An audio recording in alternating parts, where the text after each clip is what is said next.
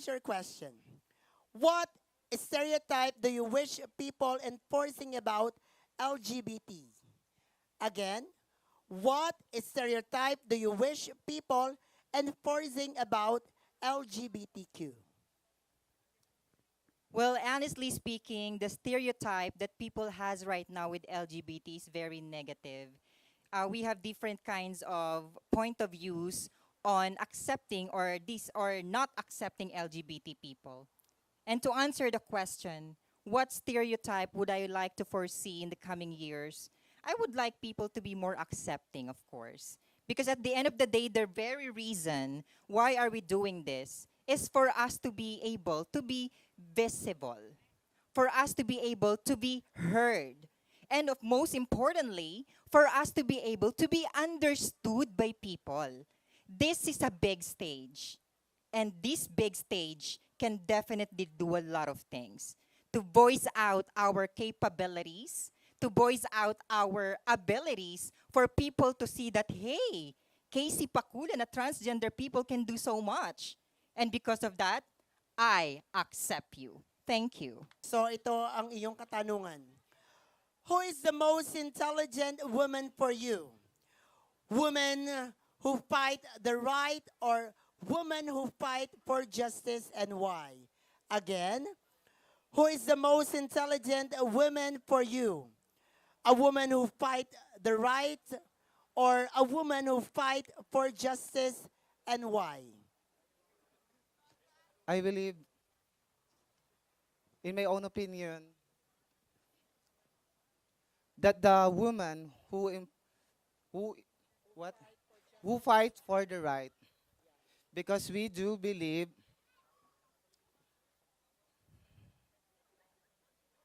okay, naniniwala ako mga kaibigan, ang babaeng lumalaban sa kanyang karapatan, ang mas sorry.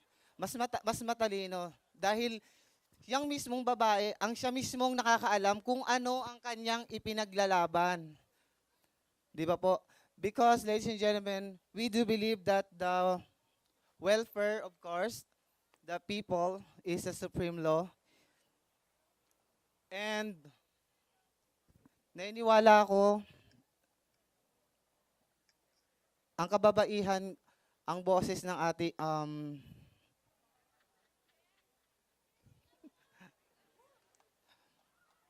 thank you. What are the legal and social implications of legalizing same-sex marriage, and how do these differ across different jurisdiction and cultural contexts? Again, what are the legal and social implications of legalizing same-sex marriage, and how do these differ across different jurisdiction and cultural contexts? Oh, that's really a tough question because when we talk about same-sex marriage, I know the fact that it's really a long debate. We are living here in the Philippines, which is considered as one of the religious country in the entire world. So that's why I really do understand that we do have diversity in terms of our opinion, in terms of same-sex marriage. First of all, I would like to tell everyone that same-sex marriage is a celebration of two persons who are loving each other, who understand and care each other. And I believe that there's nothing wrong about same-sex marriage because what we want to see in our community is, of course, to see love, understanding, and care, rather than seeing two persons fighting from each other. And I also believe that every one of us, we do have this kind of right that God, community, government has given to us, and that is to love. Whether you like it or not, it's innate emotion in every single human being to feel the emotion of loving. And I believe that everyone do have the right to love, to express their emotion. But I do understand that there are a lot of people who are fighting against same-sex marriage because they are following the religious belief. And I do understand that. And as a beauty queen, and as a leader, I would like to tell the government, the leaders of our country, that in case of promoting same-sex marriage, the best thing to do is same-sex union. Because I believe that same-sex union is a really good idea to collaborate those two persons, especially with conjugal properties. So ladies and gentlemen, don't fight me if I am in favor of same-sex marriage. But try to consider the ideas that I am offering to the table. Remember, no one, absolutely no one, has the right to tell you what, where, whom, and when to love. So ladies and gentlemen, always remember that loving is very important. And if you are not agree with the opinion that I'm giving, I do understand because we do have different kinds of perception in life. But what I am trying to say this, whether you like it or not, every one of us, we deserve to love and to be loved. Magandang gabi. Your question is, how do you plan on juggling the responsibilities of the crown with the demands of your current life? Again, how do you plan on juggling the responsibilities of the crown with the demands of your current life? Okay, having a crown is a big responsibility. So I think the only way that we can actually carry it is to carry it with pride and dignity. And also, when you have that pride and dignity, you have to be humanitarian. You have to share it with the people. Because at the end of the day, it's not just about wearing it in your head. But you know what? What's important is that what's inside your heart. Being a queen is being an inspiration to every single individual who is actually supporting you and getting strength from you. So do not be deceived by by that shimmery crown. Then just be yourself, enjoy every single moment, hug the moment, hug that crown, and share it to everybody. Live to inspire and be happy. Thank you. Your question is, if you're given a chance to replace one word from the dictionary, what would it be and why? Again, if you're given a chance to replace one word from the dictionary, what will it be and why? I'll answer it direct to the point. I replace the word cruelty. I'll replace it into more love. Precisely because when we say cruelty, it also requires the hate, discrimination, and the crimes that we are facing nowadays in our world. So I believe that despite all the challenges that we are facing, I'm the kind of person who always looks at the glass half full instead of half empty. Meaning to say, I always try to look at the positive outlook in life. Ladies and gentlemen, I know to myself that my answer is very short and sweet, but if we try to think of it, we will be able to understand what is the thought of my answer for that very interesting question. So again, I replace the word cruelty into more love. Good evening. Thank you, candidate number 5. Judges, candidate number 5, once again, in her final look.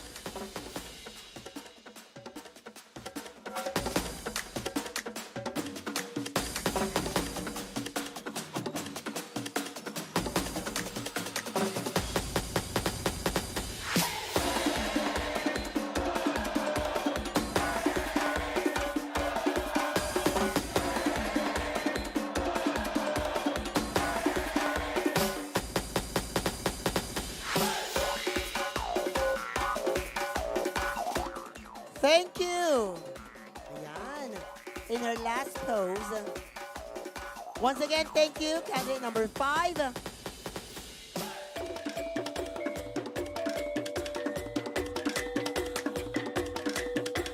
And now let's call on stage our last candidate, number 6.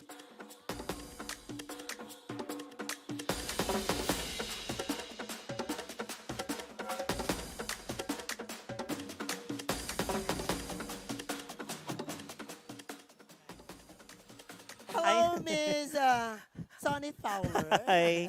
Good morning na ba? Good morning. Ang Ayan. lamig dito ah. So, kumusta po Good si evening Miss, pa rin. Kumusta Hello po po. si Miss Tony Fowler? I'm okay. Actually, nagsisipag at Okay. malapit na Pasko. Oo naman, kailangan natin. Tsaka hi sa lahat ng mga nanonood sa Transfans Lives. Mga nakshi, hello. Chill lang, wag nang maraming bash. Correct. Ito po ang mundo namin. Very Minsan true. nga mas gusto namin yung nagpapageant kaysa rumakit. Ewan ko, may ibang binibigay na kasiyahan. Di ba? Kapag talaga nasa dugo mo na yan eh. Yes. Di ba? Ang magpasaya at mag-enjoy kapag nasa taas ka ng entablado. Okay. Yes. Ready na ba si Miss Tony Fowler? Sige, Okay. try natin. You can choose between number 6 and 7. Okay, let's have your sex. Okay, number 6. Okay. good. Once again. Your question is, when is the right time to speak and when is the right time to listen? Again, when is the right time to speak and when is the right time to listen? Good evening, everyone. Good evening, honorable panel. I would like to be honest. For the several time that I've been joining beauty pageant, I've met that question for several times. I think around 20 times. But then again, as I get evolved each year, there are a lot of things that comes up into my mind. Because it sounds something which is very enormously, something which is metaphoric, matalinghaga. When is the time to speak and when is the time to listen? That is what the world is lacking today. The time to speak is literally when somebody wants your opinion to be heard. That's literally. But logically, that time to speak is definitely when you're abrupted with that specific right that you just don't want to be spoken of. It is very important nowadays. Ang dami-daming sinasabi sa mundo. Ang dami-daming mapanghusga. Hindi nyo nga alam ang pinanggagalingan ng bawat tao. Ba't ganon ang nangyayari sa mundo? So what is your time to speak? In this day and age that social media flourish all through the world, one click away, your image would definitely be diminished. Sabihin lang, nako, magnanakaw yan, pagpapaniwalaan yan. What is your time to speak? Of course, when somebody has spoken about negative for you, then you have to spoke out who really you are. Hindi ka pwedeng manahimik dahil habang buhay, you will be hunted by regret.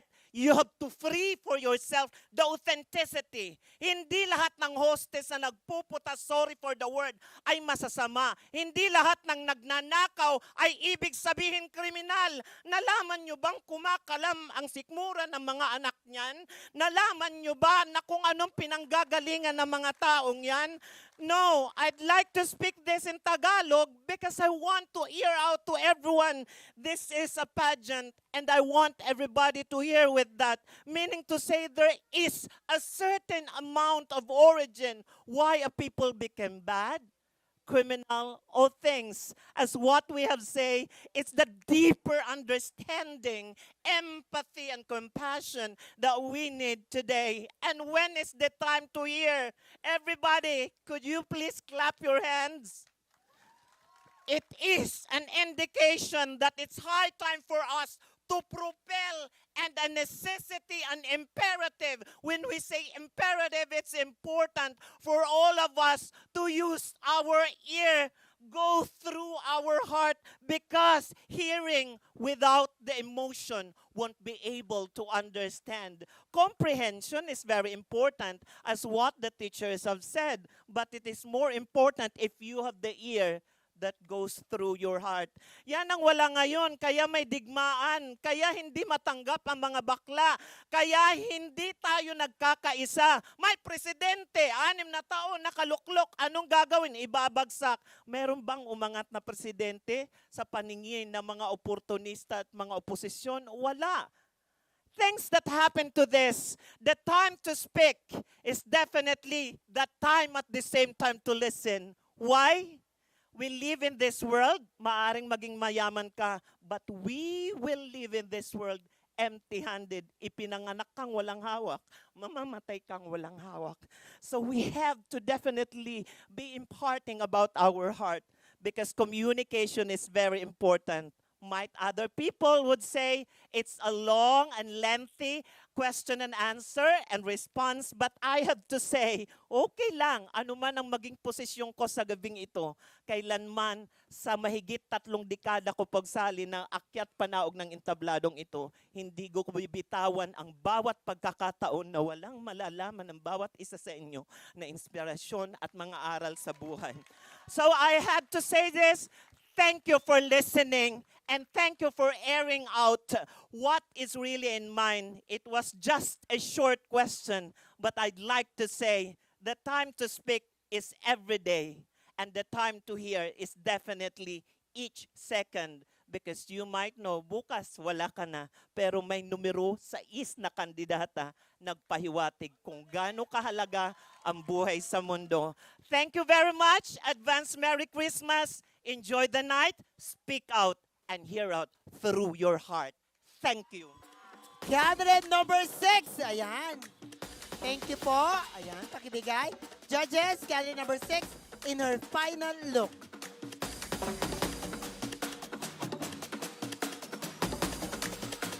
Now, without further ado, people of Camachille, our Miss Transfans of the night is... I can't hear it. Well, it's candidate number 5.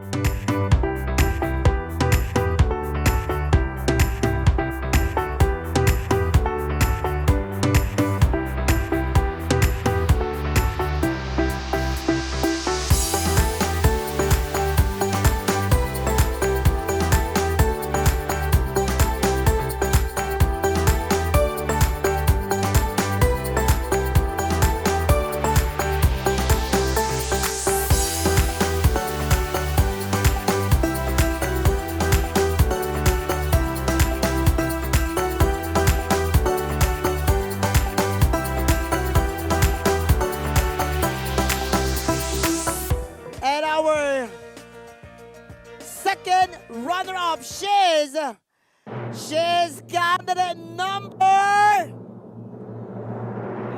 3.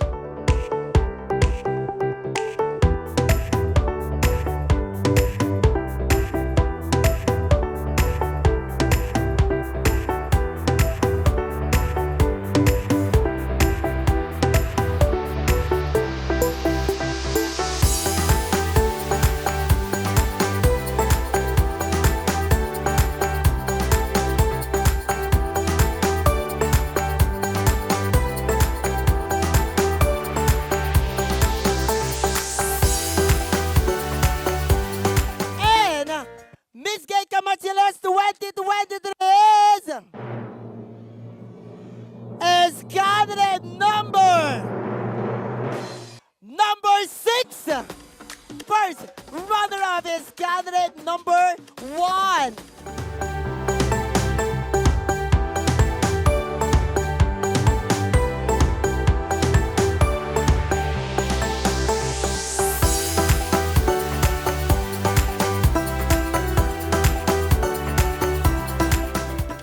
Camachille 2023 winner, candidate number 6.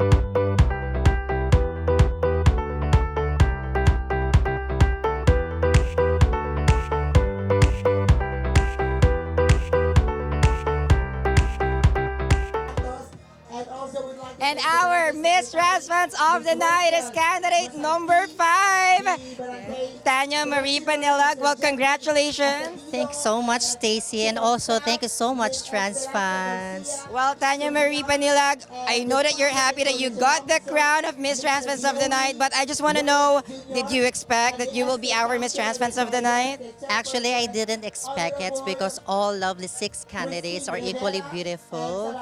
So thank you so much. I'm so blessed and grateful for trans fans. Thank you so much. Well, one thing that I can say tonight, you're really stunning. You also got the best in long gown because I really love your long gown as well. I believe it's an apple green, right? Yes, that's correct. Well, congratulations, Tanya Marie Panilag. You really deserve that. Congratulations and get the crown tonight. Yes, I am claiming it. Let's do this. Thank you so much. Our Miss Transfans of the night. And our Miss Gay Camachille 2023 is Matrica May Mat-Mat-Centino. Well, congratulations. Thank you to the forever host and the most articulate host of Transfans, second to Ali. Charot.